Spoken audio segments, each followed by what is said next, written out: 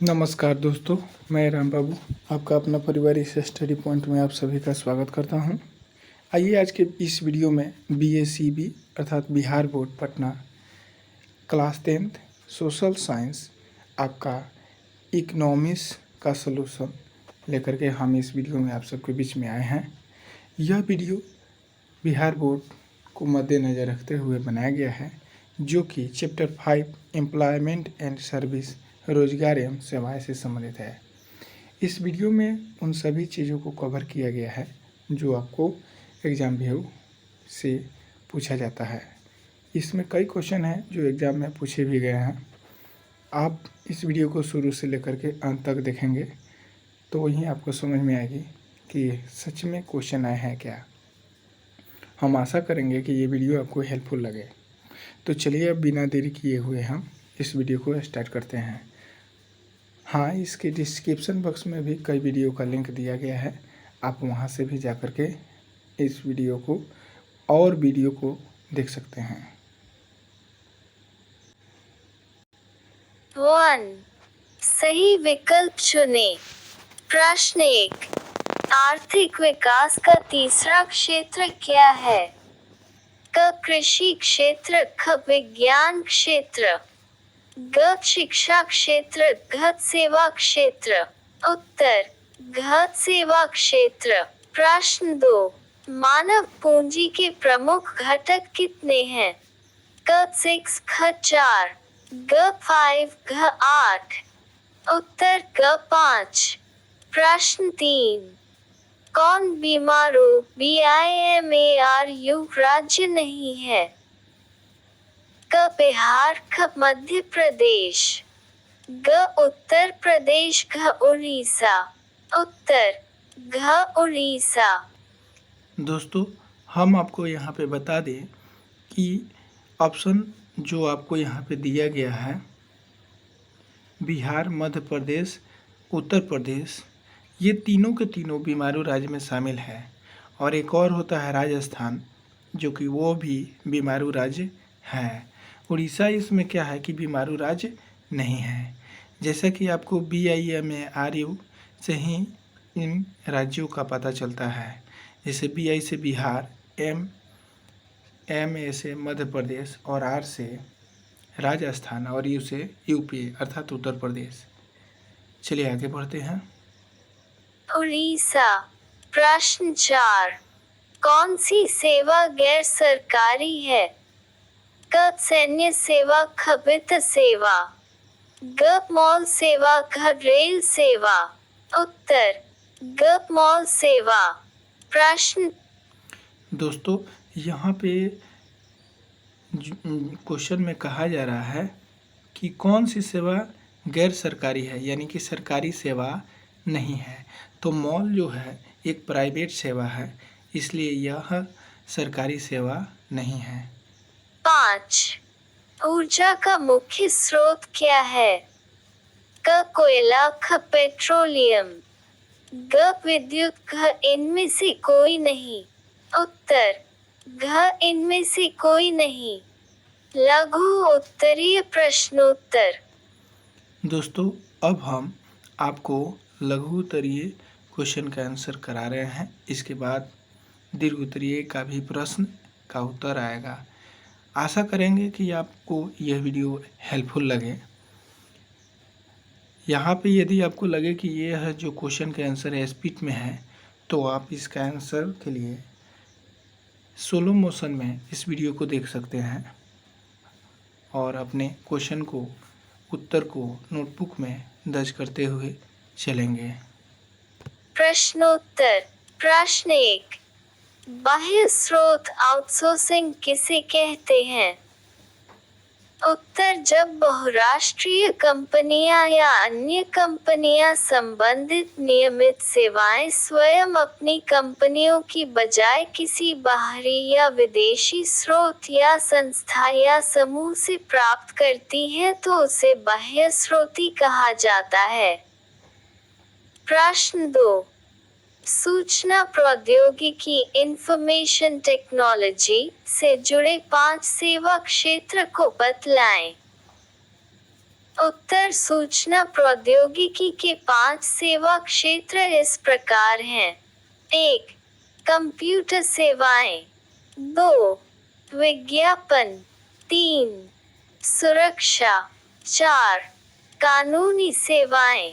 5. चिकित्सीय सेवाएं। प्रश्न 3. सरकारी सेवा किसे कहते हैं?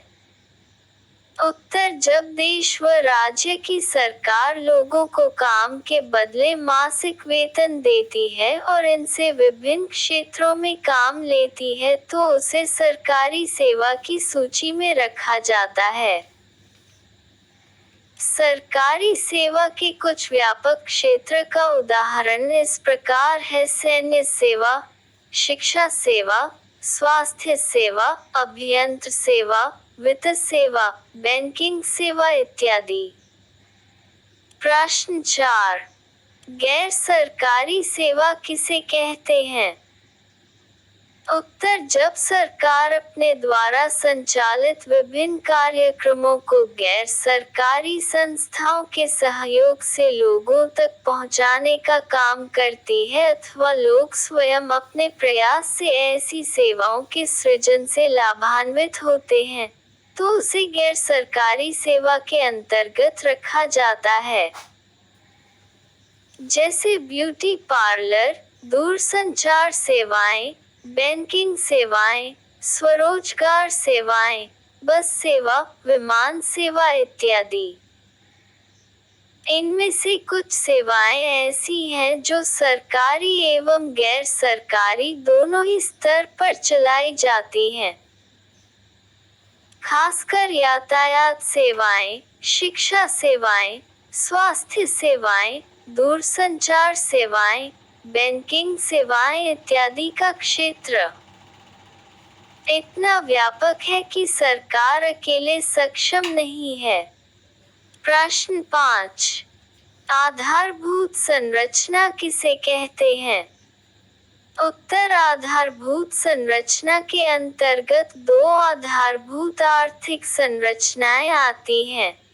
I आर्थिक आधारभूत संरचना, E गैर आर्थिक आधारभूत संरचना। I आर्थिक आधारभूत संरचना ये संरचनाएं प्रत्यक्ष रूप से उत्पादन एवं लोगों की खुशहाली में वृद्धि करती है। आर्थिक विकास के सभी क्षेत्रों से इनका प्रत्यक्ष संबंध होता है। आर्थिक संरचना के अंतर्गत निम्नलिखित को शामिल किया जाता है: वित्त, बैंकिंग क्षेत्र, बीमा क्षेत्र, अन्य सरकारी वित्तीय क्षेत्र, हो ऊर्जा, कोयला, विद्युत, तेल, पेट्रोलियम गैस, गैर पारंपरिक ऊर्जा एवं अन्य। यातायात, रेलवे, सड़कें, वायुयान, जलयान। संचार, डाक तार, टेलीविजन, टेलीसंचार, मीडिया एवं अन्य। ई गैर आर्थिक आधारभूत संरचना इसके अंतर्गत मनुष्य की क्षमता एवं उत्पादकता में वृद्धि कर प्रत्यक्ष रूप से उत्पादन एवं अंततः आर्थिक विकास में सहायता प्रदान किया जाता है, जो इस प्रकार हैं: शिक्षा, अनौपचारिक शिक्षा, प्रारंभिक शिक्षा, माध्यमिक शिक्षा, उच्चतर माध्यमिक शिक्षा, तकनीकी शिक्षा एवं अन्य, स्वास्थ्य अस्पताल, प्राथमिक स्वास्थ्य केंद्र, नर्सिंग होम एवं अन्य। नागरिक सेवाएं, सामाजिक चेतना, सफाई एवं अन्य। प्रश्न 6. रोजगार और सेवा में क्या संबंध है? उत्तर रोजगार एवं सेवाएं का अभिप्राय यहाँ इन बातों से है जब व्यक्ति अपने परिश्रम एवं शिक्षा के आधार पर जीविकोपार्जन के लिए धन एकत्रित करता है और एकत्रित धन को जब पूंजी के रूप में व्यवहार किया जाता और उत्पादन के क्षेत्र में निवेश किया जाता है तो सेवा क्षेत्र उत्पन्न होता है। अतः रोजगार एवं सेवा एक दूसरे के पूरक हैं। रोजगार एवं सेवाएं आर्थिक क्रियाओं के विकास और विस्तार से उपलब्ध होती है, इसलिए कहा जाता है कि आर्थिक प्रगति के कारण देश के विकास के साथ सेवा क्षेत्र का विकास होता है, जिसके फलस्वरूप लोगों के लिए रोजगार के नए अवसर उत्पन्न होने लगते हैं। प्रश्न 7। आर्थिक संरचनाओं का क्या महत्व है? उत्तर। आर्थिक संरचनाएं प्रत्यक्ष रूप से उत्पादन एवं लोगों में खुशहाली पैदा करती हैं। आर्थिक विकास के सभी क्षेत्रों से इनका प्रत्यक्ष संबंध होता है। आर्थिक संरचनाओं के अंतर्गत वित्त, ऊर्जा, यातायात एवं संचार इत्यादि को रखते हैं। उपर्युक्त विषयों से आर्थिक संरचना पूर्ण होती है, क्योंकि इन्हीं विषयों के अंतर्गत बड़ी संख्या में रोजगार और सेवाएं मजबूत हैं, जिससे भारत विकसित देश की पंक्ति में खड़ा हो सकता है। अतः आर्थिक संरचना का भारतीय आधारभूत ढांचा में महत्वपूर्ण स्थान है। प्रश्न 8। मंदी का असर भारत में क्या पड़ा? उत्तर। मंदी का असर भारत में कम पड़ा, क्योंकि यहाँ की पूंजी बाजार काफी मजबूत अवस्था में है। दोस्तों, आप इतना फास्ट देख करके घबराए नहीं। इसे आप अपने अनुसार स्लो मोशन में करके देख सकते हैं। जैसे कि आपको दाएं साइड के ऊपर कॉर्नर में 3 डॉट का बिंदु दिखा गया होगा, उस पर आप क्लिक करके आप स्पीड को अपने इच्छा के अनुसार नॉर्मल में आइए, तो आप इसे 0.5 करके देख सकते हैं। यहाँ के इंजीनियर आज भी बाह्य स्रोत में लगे हुए हैं।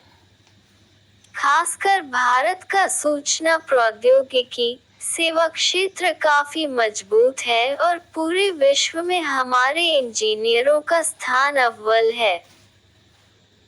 हमारी आधारभूत संरचना कमजोर होने के बावजूद वर्तमान मंदी का असर हमारे देश भारत पर कम पड़ा। प्रश्न 9। वैश्वीकरण का प्रभाव सेवा क्षेत्र पर क्या पड़ा? उत्तर। वैश्वीकरण के कारण सेवा क्षेत्र में अभूतपूर्व प्रगति परिलक्षित हुई है। सेवा क्षेत्र रोजगार का एक व्यापक क्षेत्र है, जिसके अंतर्गत आए दिन मानव संसाधन के लिए व्यापक पैमाने पर रोजगार उपलब्ध होने लगे हैं। वर्तमान समय में सकल घरेलू उत्पाद में सेवा क्षेत्र का योगदान 50% से भी ज्यादा हो गया है। आर्थिक समीक्षा 2006-07 और केंद्रीय बजट 2007-08 के अनुसार सेवा क्षेत्र का ये योगदान 68.6% हो गया है। 2006-07 में सकल घरेलू उत्पाद में कृषि के योगदान का हिस्सा घटकर 18.5%, उद्योग का हिस्सा बढ़कर 26.4% तथा सेवा क्षेत्र का 55.1% हो गया। दोस्तों, अब हम दीर्घोत्तरीय प्रश्न में प्रवेश कर गए हैं। आपको बता दें कि वर्तमान स्थिति में सेवा सेक्टर का योगदान जो है, तृतीयक सेक्टर का योगदान जो है 55.0 या फिर 55.1% हो गया है, जो कि सबसे ज़्यादा माना जाता है। भारतीय जीडीपी में सबसे ज़्यादा योगदान इन्हीं का है। जीडीपी का बात करें तो ग्रॉस डोमेस्टिक प्रोडक्ट होता है, इसका फुल फॉर्म, यानी कि सकल घरेलू उत्पाद, ग्रॉस डोमेस्टिक प्रोडक्ट। चलिए आगे बढ़ते हैं। प्रश्न बुक्स। प्रश्न 1। सेवा क्षेत्र पर एक संक्षिप्त लेख लिखें। उत्तर आर्थिक उदारीकरण एवं वैश्वीकरण के कारण सेवा क्षेत्र में अभूतपूर्व प्रगति परिलक्षित हुई है। सेवा क्षेत्र रोजगार का एक व्यापक क्षेत्र है जिसके अंतर्गत आए दिन मानव संसाधन के लिए व्यापक पैमाने पर रोजगार उपलब्ध होने लगे हैं। वर्तमान समय में सकल घरेलू उत्पाद में सेवा समीक्षा 2006-07 और केंद्रीय बजट 2007-08 के अनुसार सेवा क्षेत्र का ये योगदान 68.6% हो गया है।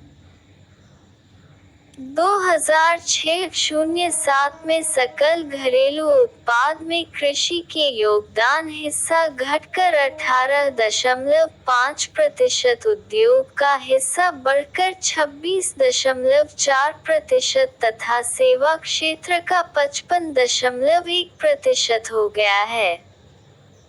प्रश्न 2। विश्व के लिए भारत सेवा प्रदाता के रूप में कैसे जाना जाता है? उदाहरण सहित लिखें। उत्तर। सेवा क्षेत्र में विशेषकर भारत में होटल व्यापार, परिवहन अथवा यातायात एवं संवाद वाहन सेवाएं काफी तेजी से बढ़ी हैं। इसमें भी टेलीफोन विशेषकर मोबाइल फोन का सर्वाधिक योगदान रहा। सेवा क्षेत्र में विशेषकर वित्तीय सेवाओं की वृद्धि दर जो 2003-04 में 5.6% थी, 2004-05 में बढ़कर 8.7% और 2005-06 में 10.9% तथा पुनः बढ़कर 2006-07 में 11.1% हो गई। आज इन उदार नीतियों के कारण ही पर्यटन, होटल में रहना, खाना, घूमना, भ्रमण करना, सैर सपाटम, खरीदारी, निजी अस्पताल एवं विद्यालयों का प्रयोग, व्यावसायिक प्रशिक्षण जैसी अनेक सेवाओं की मांग तेजी से बढ़ी है। इस तरह की स्थिति छोटे बड़े शहरों के अलावे बहुत बड़े बड़े शहरों अथवा महानगरों में अधिक तेजी से बढ़ी है। आज महत्वपूर्ण सेवाएं विदेशों से प्राप्त करने की प्रवृत्ति इत्यादि बहुत तेजी से बढ़ गई है। दोस्तों, हम आशा करते हैं कि यह वीडियो आपको पसंद आ रही होगी। यह टॉपिक आपके लिए हेल्पफुल साबित हो रहा होगा। आप इसे 1, 2 बार, 3 बार, जितना बार चाहें आप उतना बार देख करके समझ सकते हैं। इसे सुनने से ही यह चीज़ें समझ में आ जाएगी। यदि अगर फिर भी नहीं आती है तो आप कमेंट बॉक्स में हमें लिख सकते हैं और हम उसका भी सलूशन लेकर के अगली वीडियो में आएंगे। जैसे कंप्यूटर सेवाएं, विज्ञापन, सुरक्षा, कानूनी सेवाएं, चिकित्सीय सेवाएं इत्यादि। प्रश्न 3। सेवा क्षेत्र में सरकारी प्रयास के रूप में क्या किए गए हैं? वर्णन करें। उत्तर। सेवा क्षेत्र में आर्थिक उदारीकरण एवं वैश्वीकरण के कारण अभूतपूर्व प्रगति हुई है। ये रोजगार का एक व्यापक क्षेत्र है जिसके अंतर्गत आए दिन मानव संसाधन के लिए व्यापक पैमाने पर रोजगार उपलब्ध होने लगे हैं। भारत द्वारा 1991 में आर्थिक उदारीकरण की नीति अपनाने से बहुराष्ट्रीय कंपनियां भारत में अपने व्यापार को बढ़ाने के लिए आमंत्रित हुईं। उन्हें भारत में व्यापार करने के लिए प्रोत्साहन और सुरक्षा प्रदान की गई जिसके कारण रोजगार में बढ़ोतरी हुई। खासकर सेवा क्षेत्र में रोजगार सृजन होने से भारत की अर्थव्यवस्था में सुधार होने लगा। राष्ट्रीय कंपनी के बहुत सारे कारखाना या यूनिट खुलने से मजदूरों को काम मिलने लगा जिससे मजदूरों की आर्थिक स्थिति सुदृढ़ हुई। परिणामस्वरूप वर्तमान समय में सकल घरेलू उत्पाद में सेवा क्षेत्र का योगदान 50% से भी ज्यादा हो गया। सरकार द्वारा व्यापार में उदारीकरण, निजीकरण एवं वैश्वीकरण के कारण सेवा क्षेत्र में कंपनियों द्वारा रोजगार में सृजन होने से भारतीय अर्थव्यवस्था को बल प्रदान हुआ है और हमारा सकल घरेलू उत्पाद में बढ़ोतरी हुई है। सरकार के उदारीकरण के अंतर्गत फैक्ट्री या कंपनियों को न्यूनतम दर पर देश में आमंत्रित करने से रोजगार में सृजन हुआ है। अतः 90 के दशक के बाद उदारीकरण से सेवा क्षेत्र में अधिकतम रोजगार की संभावनाएं बनी हैं। अतः सेवा क्षेत्र में बैंकिंग व्यवसाय, इंश्योरेंस, स्कूटर एवं मोटर गाड़ी उद्योग, इलेक्ट्रॉनिक्स उद्योग इत्यादि में रोजगार की बहुतायत में सृजन हुआ है। वास्तव में सेवा क्षेत्र में सरकारी प्रयास सराहनीय है। प्रश्न 4। गैर सरकारी संस्था किस प्रकार सेवा क्षेत्र के विकास को सहयोग करती है? उदाहरण देकर लिखें।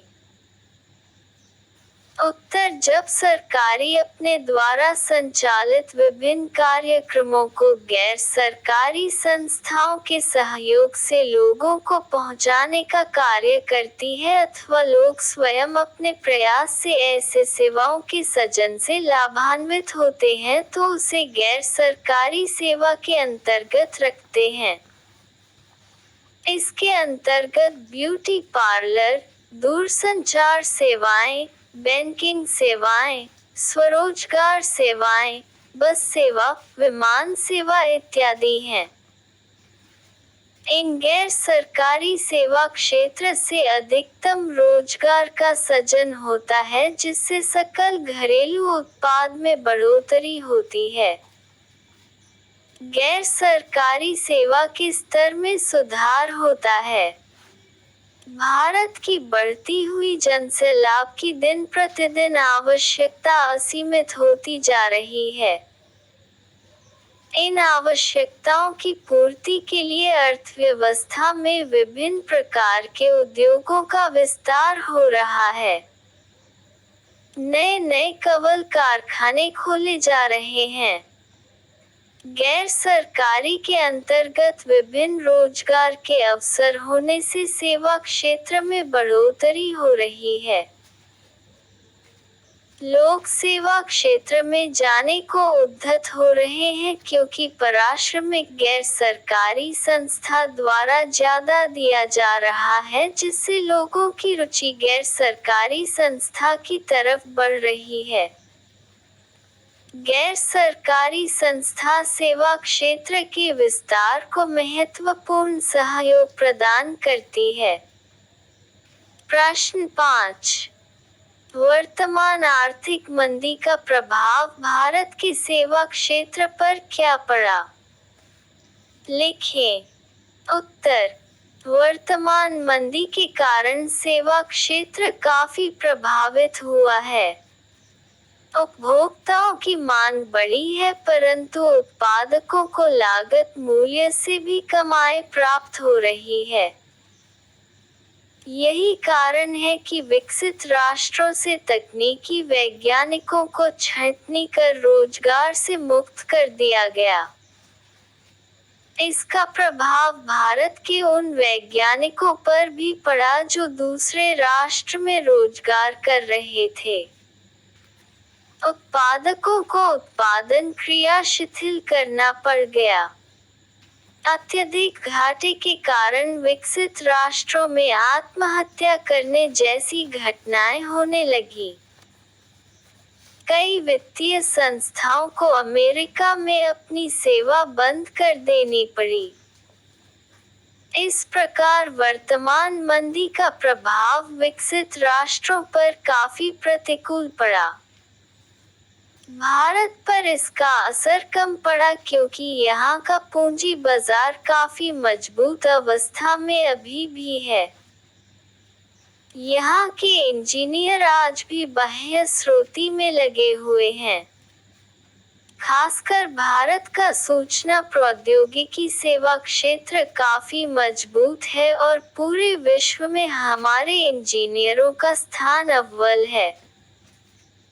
हमारी आधारभूत संरचना कमजोर होने के बावजूद वर्तमान मंदी का असर हमारे देश पर कम पड़ा। भारत के बंगलो जैसे शहर की सूचना प्रौद्योगिकी विश्व के अग्रणी सूचना प्रौद्योगिकी की श्रेणी में आ गई है। इस प्रकार विश्वव्यापी आर्थिक मंदी विश्व के अधिकांश भागों पर दिखाई पड़ी। भारत एक कृषि प्रधान देश होने के कारण यहाँ आर्थिक मंदी का प्रभाव कम ही देखा गया। फिर भी भारत इससे अछूता नहीं रहा। इस मंदी का असर विकसित देशों पर ज्यादा पड़ा, क्योंकि वे देश पूंजीवादी अर्थव्यवस्था वाले देश थे। उद्योग धंधे का वर्चस्व था।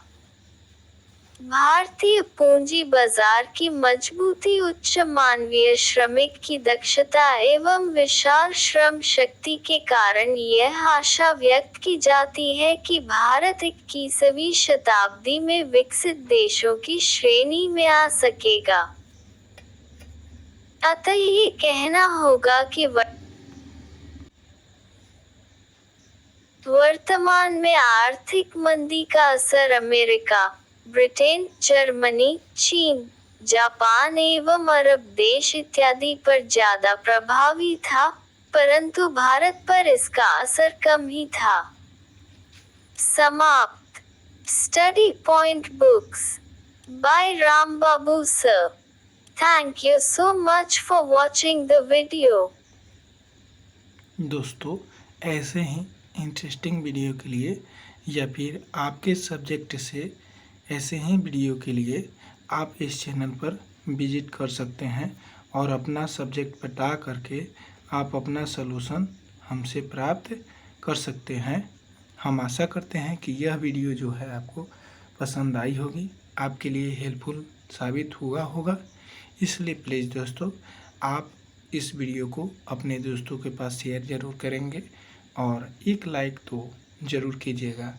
हम अभी तक लाइक के बारे में नहीं न कहे थे, अभी कर रहे हैं, क्योंकि आपके एक लाइक और एक कमेंट की वजह से हमें बहुत सपोर्ट मिलती है और हम ऐसे ही वीडियो बनाने के लिए खुशी से काम करते हैं। तो चलिए हम फिर मिलते हैं नेक्स्ट वीडियो में। तब तक के लिए खुश रहिए। Thanks for watching. Best of luck.